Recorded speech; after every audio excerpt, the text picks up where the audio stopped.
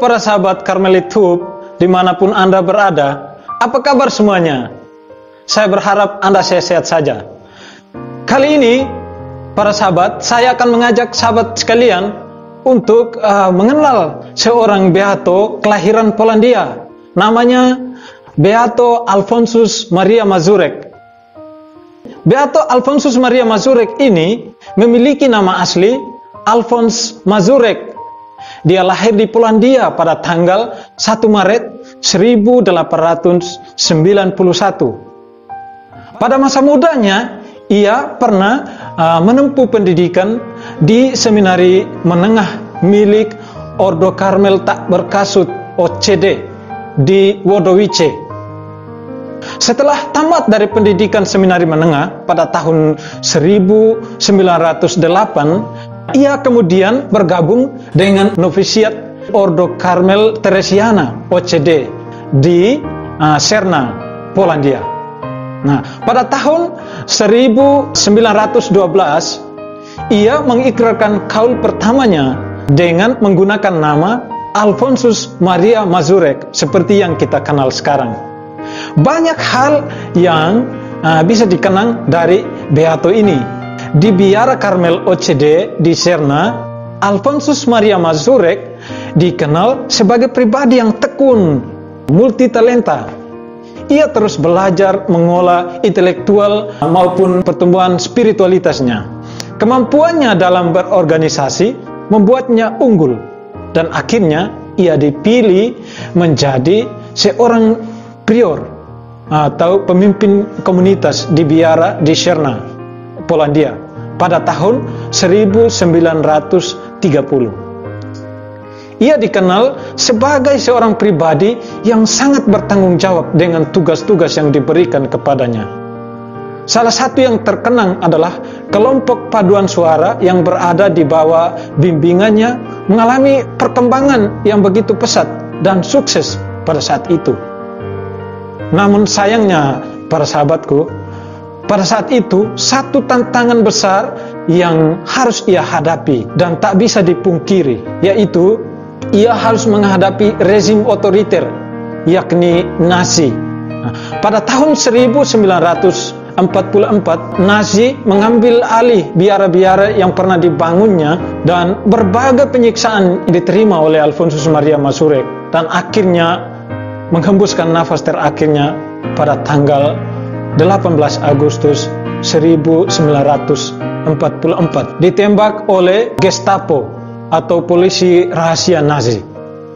Nah, dengan demikian Alfonsus Maria Mazurek menjadi salah satu dari 108 martir pada Perang Dunia Kedua di bawah kekerasan Hitler. Pada tahun 1999, dalam suatu pidatonya di Wodowice, Polandia, Paus Yohanes Paulus II berkata demikian, "Saya telah mengizinkan untuk membeatifikasi bersama dengan 108 martir Beato Alfonsus Maria Mazurek, seorang guru seminari menengah dari Biara Karmel Tak Berkasut OCD. Saya mempunyai kesempatan bertemu secara langsung, secara personal dengannya.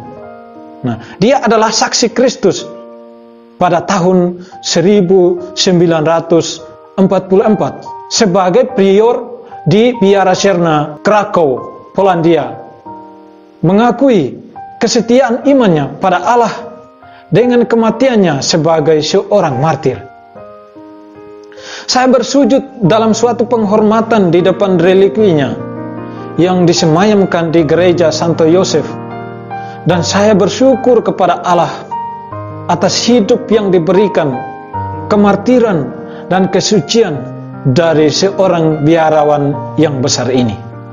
Ini adalah pengakuan dari seorang paus.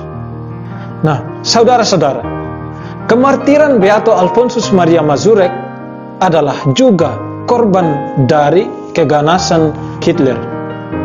Gerakan Nazi Hitler telah menghancurkan gereja Katolik serta menganiaya, membunuh para pemimpin serta anggota pengikut gereja secara kejam.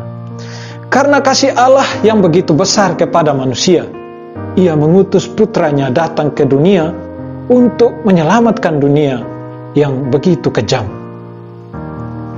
Demikian juga seorang Beato Alfonsus Maria Mazurek, seorang martir, bersama para martir lainnya yang karena cintanya yang besar kepada Allah, rela mengorbankan diri dan nyawa mereka untuk gereja.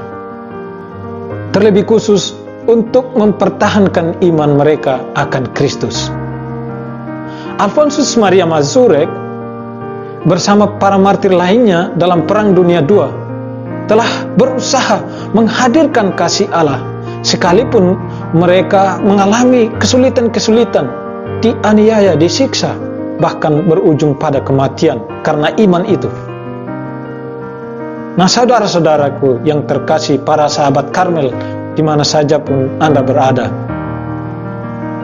karya dan perjuangan Beato Alfonsus Maria Mazurek adalah gambaran mengenai suatu kesaksian akan hidup Kristus dalam hidup kita yang nyata. Gereja harus menjadi saksi yang hadir di tengah-tengah dunia. Gereja yang diutus oleh Kristus harus mampu memperlihatkan kepada dunia dan menyalurkan cinta kasih Allah kepada semua orang dari segala bangsa.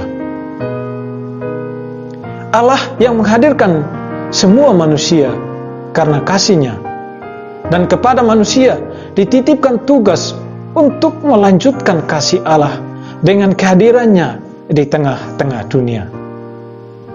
Sekalipun kita menghadapi tantangan dan kegagalan dalam perjuangan kita, tetaplah kita berusaha untuk memulai kembali apa yang telah kita mulai. Sebab bagi orang yang percaya, hal ini lebih baik ketimbang kita meninggalkan segala hal yang baik yang telah kita rencanakan.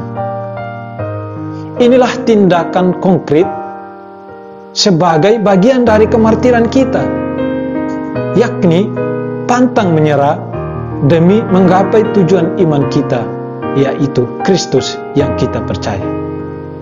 Terima kasih.